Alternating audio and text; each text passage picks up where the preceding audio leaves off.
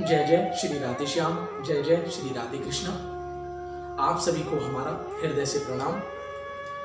आज हम फिर से नए प्रसंग के साथ उपस्थित हुए हैं। जैसा कि आज का हमारा सुंदर प्रसंग है, क्या भगवान पर विश्वास का परिणाम क्या होता है। यानी हम भगवान पर विश्वास जो करते हैं उसका आज हम परिणाम जानते हैं ठाकुर जी की कृपा से, कि भगवान पर विश्वास करना परिणाम ही बदल देता है। तो आज उसी प्रसंग को हम लेकर आए हैं।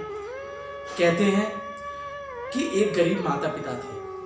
बड़े सुंदर रूप में सुनिएगा, बड़े ध्यान देकर, कि एक गरीब माता पिता थे जिनकी संतानें थी 4, और उनमें से एक संतान हमेशा ठाकुर जी के भजन में लगी रहती, साधना करती, सुंदर सुंदर भक्त थी, बहुत सुंदर भक्त, भजन करती।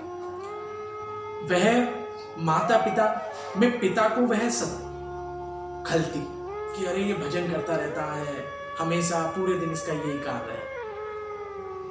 तो उसे अच्छा नहीं लगता पिता को भजन करना। अब उस समय क्या हुआ, कहते हैं कि बड़ी लीला, अद्भुत लीला है ठाकुर जी की।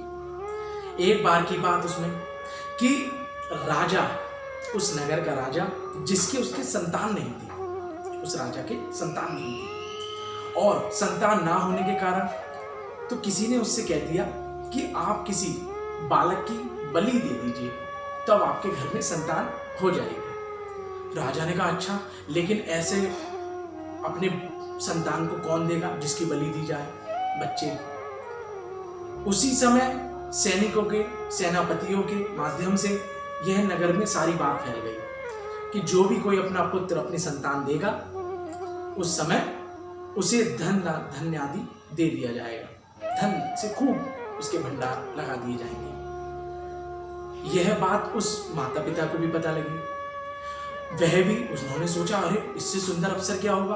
बोले हमारे यहाँ एक ऐसा है बालक जो हमेशा ऊट पटांग, उन्हें तो भजन भी ऊट पटांग लगता, बोले ये ऐसे ऐसे कार्यों में लगा रहता है, तो क्यों ना, वह माता पिता सोचते कि क्यों ना इस अपने पुत्र को ही बेच दिया जाए, वैसे भी तो इसका कार्य है नहीं कुछ।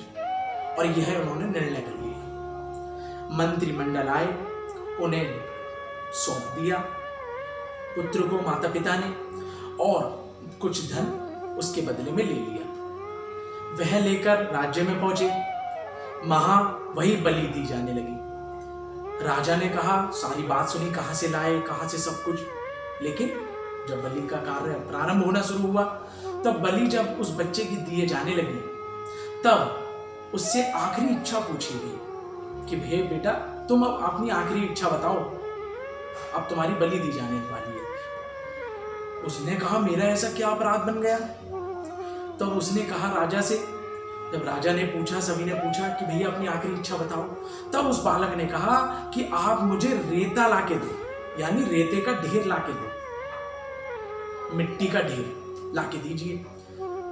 सबने कहा मिट्टी का क्या करेगा इस समय ये बालक। बोले चलो कोई बात नहीं, जब आखिरी इच्छा है तो मिट्टी का ढेर इसे ला देते हैं। उस बालक ने उस मिट्टी से 4 ढेरियां बनाई, पहली ढेरी, दूसरी ढेरी, तीसरी ढेरी और चौथी ढेरी, 4 ढेरियां बनाई। अब उसने क्या किया, पहली ढेरी जब बनाई तो उसने अपने हाथ से गिरा दी, दूसरी ढेरी के सामने फिर प्रणाम किया और वह दूसरी भी गिरा दी, तीसरी के सामने प्रणाम किया, तीसरी गिरा दी।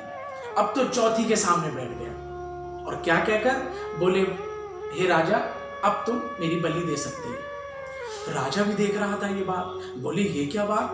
बोले 4 ढेरियां बनाई, 3 गिरा दी, एक के सामने बैठ गया, ये क्या लीला करी इसने, ये क्या कार्य किया। राजा ने कहा भैया रुको, पहले इससे ये बात पूछने दो। सभी भी आश्चर्य में पड़ गए, बोले ये क्या कर रहा है, और राजा भी। तो राजा ने बलि को रुकवाया और पहले कहा कि भले बताओ ये तुमने क्या किया, कि पहली ढेरी गिरा दी, दूसरी गिरा दी, तीसरी गिरा दी और चौथी के सामने हाथ जोड़ के बैठ गए। तब उस बालक ने बड़ा सुंदर उत्तर दिया, उस बालक ने बड़ा सुंदर उत्तर, बोले कौन सा। उसने कहा राजा मैंने पहली ढेरी अपने माता पिता की बनाई थी, कि अपनी पहली ढेरी मैंने माता पिता की, बोले गिराई क्यों? बोले हाथ से इसलिए गिरा दी क्योंकि उन माता पिता ने जो मेरी रक्षा कर सकते थे, उन्होंने कुछ धन के लिए मेरा तिरस्कार कर दिया, मुझे बेच दिया। दूसरी ढेरी मैंने सगे संबंधियों की बनाई थी। वह भी माता पिता को समझा सकते थे, लेकिन उन्होंने भी इस कारण नहीं समझाया, इसलिए मैंने दूसरी ढेरी को भी गिरा डाला, सगी संबंधियों की। और तीसरी ढेरी मैंने बनाई थी तुम्हारी, यानी राजा की। राजा ने कहा मेरी क्यों? बोले तुमने सब कुछ जानते हुए भी, और तुम्हारा एक अधिकार था कि तुम्हें उस नगर के हर एक, तुम तो राजा हो और हम प्रजा हैं, तो तुम्हें तो हर एक की प्राण की अधिकारी है बचाने का, तुम तो हर एक के प्राण के बचाने के अधिकारी हो, लेकिन तुमने ये नहीं समझा और अपने स्वार्थ के लिए मेरी बलि दे रहे हो। बोले इसलिए मैंने तीसरी भी गिरा दी क्योंकि तुम्हारा भी सहारा खत्म। बोले चौथी ढेरी किसकी है फिर? बोले अब तो ये चौथी ढेरी मेरे ठाकुर जी की है, मेरे प्रभु की, मेरे भगवान की है। बोले अच्छा, तो बोले अब तो मेरी यही रक्षा करेंगे, इन्हीं का सहारा है। बोले ठीक है। उसी समय राजा के मन में पता नहीं क्या आया, उसकी बुद्धि बदल गई। राजा ने कहा जब ये छोटा सा 6 वर्ष का बालक इतनी सुंदर बातें कर रहा है, तो क्यों ना मैं इसे ही पुत्र स्वीकार करूं। वैसे भी मैं बलि दूं या ना दूं, पुत्र तो वैसे भी हो या ना हो, यदि बलि दे भी दूं और यदि संतान नहीं भी हुई तो ये तो खामोखा मारा जाएगा बच्चा तो बोले क्या करूं? बोले क्यों ना मैं इसे ही गोद ले लूं, इसे ही अपना पुत्र बना लूं। तब यही हुआ। उसी समय उस राजा ने बलि नहीं दी और उसे ही अपना पुत्र बना लिया और अपना सारे राज्य उसे दे दिया, और आगे चलकर वही पुत्र उस राज्य का उत्तराधिकारी बना। तो ये है भजन की बात, ये है भजन में आनंद, कि भजन परिणाम बदल देता है। तो आज का हमारा ये सुंदर प्रसंग यही विश्राम होता है। भजन करते रहिए, श्री राधा नाम लेते रहिए, श्री ठाकुर जी का नाम लेते रहिए। जय जय श्री राधे, जय जय श्री राधे श्याम। हमारी सुंदर यदि ये वीडियो लगी हो तो लाइक करें, शेयर करें एवं सब्सक्राइब अवश्य करें, जिससे हमारे आने वाले प्रसंग आपको निरंतर मिलते रहे। जय जय श्री राधे, जय जय श्री राधे श्याम।